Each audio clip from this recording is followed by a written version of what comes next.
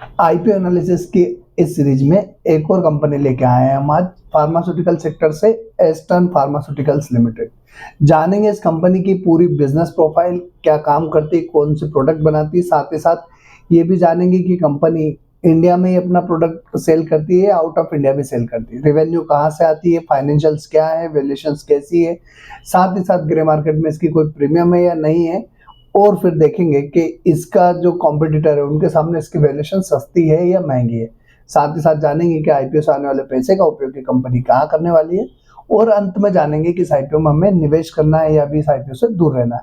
नमस्कार दोस्तों, मेरा नाम राजेंद्र सिंह गौड़ है और आपने देखना शुरू कर दिया है एसएमबीआई फाइनेंशियल का यूट्यूब चैनल, जहां हम हमेशा स्टॉक मार्केट से रिलेटेड खबरों पर बात करते हैं और साथ ही साथ आईपीओ का पूरा विश्लेषण करते हैं।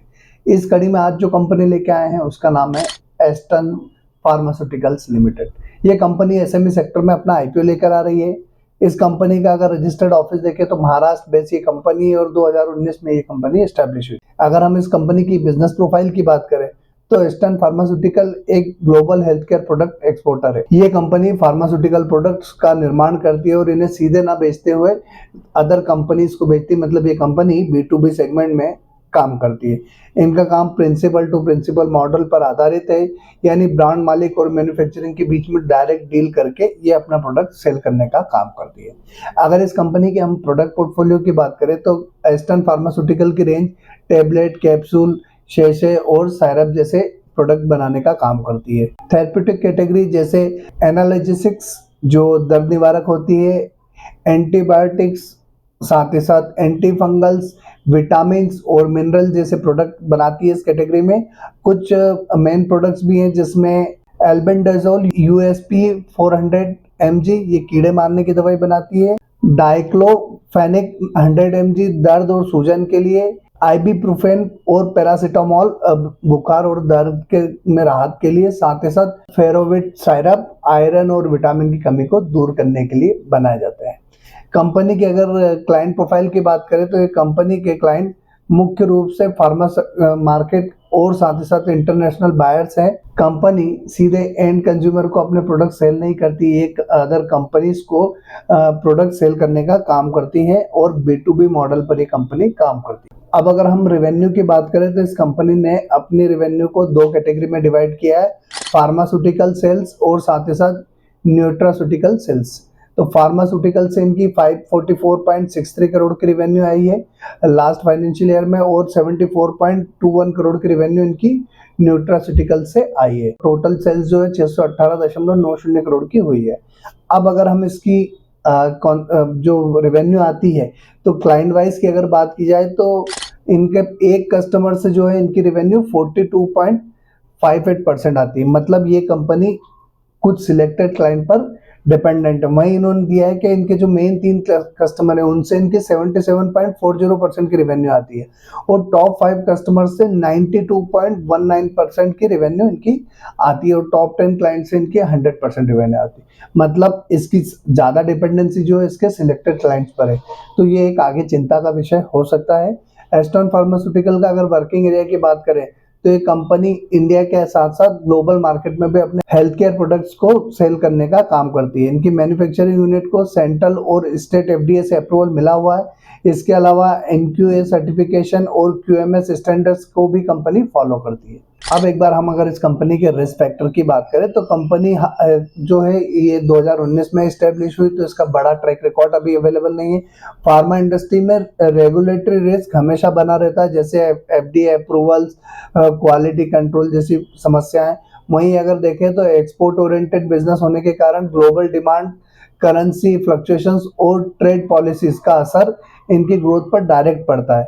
इस कंपनी के लीड मैनेजर का पहला आईपीओ है, तो ये भी एक देखने वाली बात होगी कि क्या ये लीड मैनेजर इस कंपनी के आईपीओ को अच्छा रिस्पांस दिलवाने में कामयाब हो सकते हैं या नहीं, तो ये 50-50 चांस होगा। इसी के साथ साथ इस आईपीओ के बाद इसके प्रमोटर्स जो हैं उनकी होल्डिंग 50% ही रह जाएगी। तो 5 साल 6 साल पुरानी कंपनी और अभी से इसके प्रमोटर्स इसकी होल्डिंग 50% मार्केट में सेल कर चुके हैं। मतलब यहाँ पर इसके प्रमोटर का इंटरेस्ट धीरे धीरे इस बिजनेस में कम होता जा रहा है, तो ये एक रिस्क फैक्टर हो सकता है।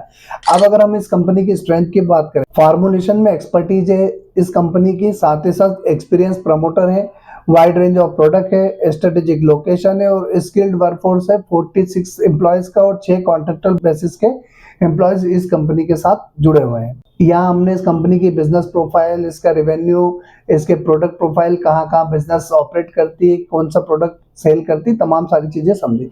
अब समझते हैं इस कंपनी का आईपीओ कब शुरू हो रहा है।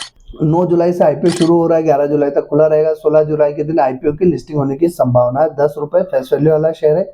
115 से 123 रुपए का प्राइस बने है। 27.56 करोड़ का आईपीओ साइज है, जो कि पूरा का पूरा फ्रेश इशू है। बुक बिल्ड इशू टाइप है, बीएससी का एसएमई आईपीओ। एक लॉट में रिटेल में आपको मिनिमम इन्वेस्टमेंट के लिए 2 लॉट के लिए अप्लाई करना होगा। 2000 शेयर के लिए 2,46,000 रुपए में। रिटेल का मिनिमम मैक्सिमम सेम रहने वाला है। स्मॉल एचएनआई का जो मिनिमम इन्वेस्टमेंट होगा, 3 लॉट के लिए आप अप्लाई कर सकते हैं। 3000 शेयर के लिए 3,69,000 रुपए। अब एक बार हम इस कंपनी के फाइनेंशियल देख लेते हैं। तो फाइनेंशियल कंपनी ने मार्च 23 से लेके मई 25 तक के शो किए।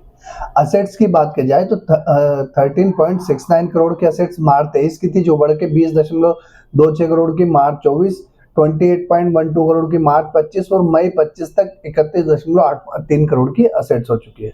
रेवेन्यू की बात की जाए 7.19 करोड़ की मार्च 23 की, 15.84 करोड़ की मार्च 24 की, 25.61 करोड़ की मार्च 25 की और 6.21 करोड़ की मई 25 तक की कंपनी की रेवेन्यू हो चुकी है। प्रॉफिट आफ्टर टैक्स की बात की जाए तो 1 करोड़ का प्रॉफिट मार्च 23 का, 1.36 करोड़ का 24 का, 4.33 करोड़ का 25 का और 1.32 करोड़ का मई 25 तक का कंपनी का प्रॉफिट हो चुका है। इबिटा की बात की जाए 1.52 का इबिटा मार्च 23, 2.55 का मार्च 24, 6.16 का मार्च 25 और 1.93 का मई 25 तक का इनका इबिटा। नेटवर्थ की बात करें तो 1.99 की मार्च 23, 6.39 की मार्च 24, 10.72 की मार्च 25 और 12.04 की मई 25 की इनकी नेटवर्थ है। रिजर्व्स की बात करें हम तो 1.59 का मार्च 23, 5.61 का मार्च 24, 4.45 का मार्च 25 और 5.77 का मई 25 तक की इनके पास रिजर्व्स अवेलेबल है। अब बोरोविंग की बात करें 5.25 करोड़ की मार्च 23, 6.82 करोड़ की मार्च 24 तक, 7.26 करोड़ की मार्च 25 तक और 7.83 करोड़ की बोरोइंग मई 25 तक कंपनी कर चुकी है। अब यहाँ पर हम एक बार इस कंपनी के वैल्यूएशंस भी देख लेते हैं। तो ROE 50.56% है, ROCE 51.25% है, डेब्ट टू इक्विटी रेशियो 0.68 का है। रिटर्न ऑन नेटवर्थ की बात करें तो 40.36% है, पेट मार्जिन 17.27% है, एबिटा मार्जिन 24.60% है, प्राइस टू बुक वैल्यू 12.07 का है, EPS 9.32 का है, पी रेशियो 13.20 का है। यहाँ हमने कंपनी के फाइनेंशियल सोर्स वैल्यूएशंस देखे। अब एक बार हम इस कंपनी को इसके कॉम्पिटिटर के साथ कंपेयर करके देख लेते हैं। तो इन्होंने अपने कॉम्पिटिटर के रूप में shelter pharma limited, Bafna pharmaceuticals limited और ट्राइडेंट लाइफ लिमिटेड को अपने कॉम्पिटिटर के रूप में शो किया है।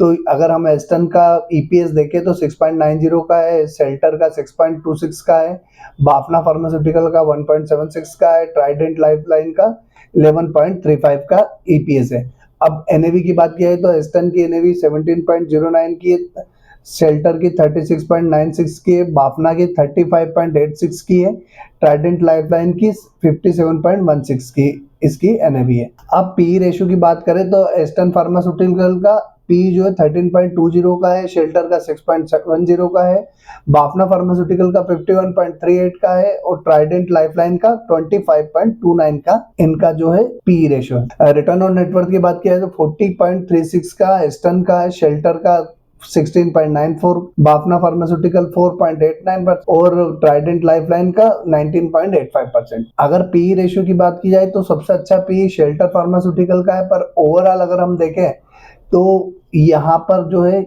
मिक्स रिव्यू निकल के आते हैं, जिसमें Aston pharmaceutical return on net worth के मामले में काफी अच्छी है। वहीं पीई की बात की जाए तो 6.70 का पीई शेल्टर का जो काफी अच्छा है और NAV की अगर हम बात करें तो 57.16 की NAV ट्राइडेंट लाइफलाइन की है। अब इस IPO से आने वाले पैसे का उपयोग ये कंपनी कहाँ करने वाली है, तो funding capital expenditure requirement toward acquiring machinery in the manufacturing unit, यहाँ पर ये 60 मिलियन का उपयोग करने वाले हैं। Funding the incremental working capital requirement of the company, इसमें 130 मिलियन का उपयोग करने वाले हैं। Repayment and prepayment in part of or full of certain of the outstanding borrowing availed by the company, जिसमें 10 मिलियन का उपयोग करने वाले हैं, और रिमेनिंग अमाउंट जो है जनरल कॉर्पोरेट पर्पस के लिए उपयोग में लाया जाएगा। अब बात आती है इस आईपीओ में निवेश करना है नहीं करना। तो दोस्तों उससे पहले अगर चैनल सब्सक्राइब नहीं किया तो चैनल सब्सक्राइब करके बेल आइकन जरूर प्रेस कर दीजिएगा। साथ ही साथ टेलीग्राम, इंस्टाग्राम, फेसबुक, ट्विटर सभी का लिंक डिस्क्रिप्शन में, जहां से आप हमें फॉलो करके लेटेस्ट अपडेट प्राप्त कर सकते हैं।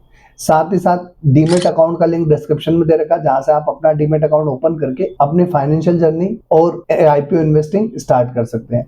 अब बात आती है इस आईपीओ में निवेश करना है या नहीं।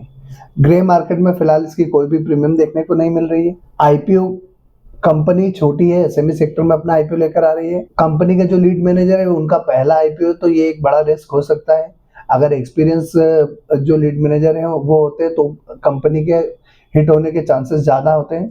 ये एक आप देख सकते हैं। साथ ही साथ कंपनी के प्रमोटर्स अपनी जो होल्डिंग है उसका 50% इस आईपीओ आने के बाद 50% ही होल्डिंग प्रमोटर्स की इस कंपनी में बचेगी। तो दोस्तों फिलहाल मैं इस आईपीओ से अभी दूर रहने वाला हूँ। आप क्या करने वाले हैं कमेंट बॉक्स में कमेंट करके जरूर बताइएगा। उससे पहले आपको खुद की रिसर्च करना है। इस वीडियो से जो डेटा आपके काम का है आप उसका इस्तेमाल कर सकते हैं अपने रिसर्च करने में। साथ ही साथ अपने फाइनेंशियल एडवाइजर से कंसल्ट करने के बाद ही आप किसी भी आईपीओ में निवेश करें, और अपनी फाइनेंशियल कंडीशन देखने के बाद डिसाइड कीजिएगा कि आपको इस आईपीओ में रिस्क और रिवार्ड आपके फेवरेबल है या नहीं। अगर है तो अप्लाई कीजिएगा, नहीं है तो मत कीजिएगा। जो भी आपका डिसीजन हो कमेंट बॉक्स में कमेंट करके जरूर बताइएगा। और आज के लिए इतना ही, अगले वीडियो में फिर मिलेंगे, तब तक के लिए जय हिंद।